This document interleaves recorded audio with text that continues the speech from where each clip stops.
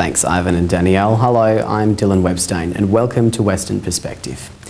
On tonight's program, Western Australia's police officers have the hard but rewarding job of protecting and serving the community. But a smaller than requested ex gratia payment made to care for Constable Ryan Marin after he was disabled by a mosquito-borne virus has raised concerns whether officers will be adequately cared for if permanently injured on the job. So is enough being done for police officers incapacitated in the line of duty? We took an inside look and discovered the stark truths behind the dangers of being on the front line in Western Australia. This is what the life of a police officer on duty looks like. But it's never been more dangerous for Western Australian cops on the job. Officers are taking a huge risk stepping out on the front line without workers' compensation behind them. It is not unreasonable to expect at that stage to actually be compensated when you are killed or injured in the line of duty. Tom is the father of disabled Constable Ryan Marin.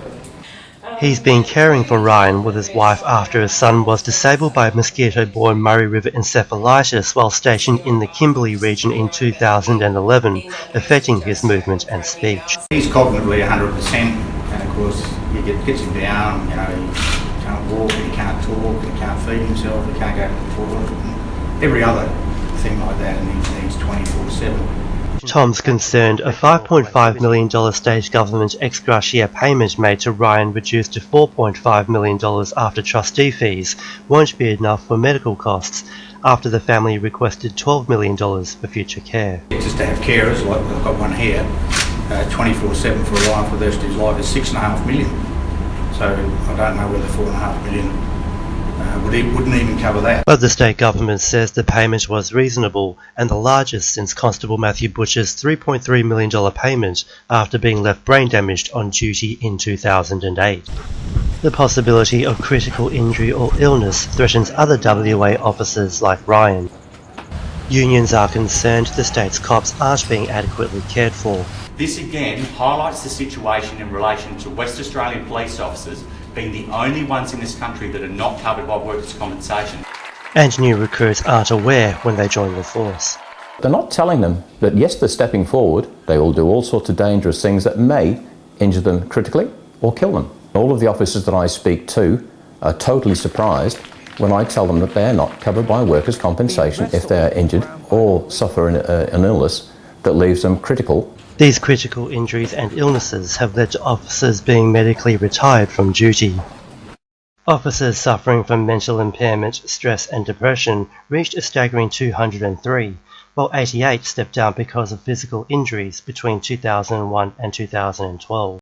Despite these numbers, medical retirements have gradually fallen during that time, from 42 to 15. Medical retirements and lack of workers' compensation have resulted in criticisms of the Barnett government's support for officers in the lead up to next year's state election, with the possibility of costing votes. There's a lot of people fed up with the way Mr Barnett's behaving, and I don't blame the police for campaigning in marginal Liberal seats. When this government said they were the friends of the police, they were going to support police. However, the police union is confident WA's officers will be supported if they're injured in the future. They're now prepared to sit down and talk about this. We've received correspondence recently asking us to outline what would be the best situation for police officers that are medically retired. But all Tom cares about right now is making sure Ryan is looked after. I'd like this all to finish tomorrow, but it's not going to be the best thing for Ryan. And I'm staying around to do the best thing for my son. So, bring it on. And that's all we have time for this week. Until next week, good night.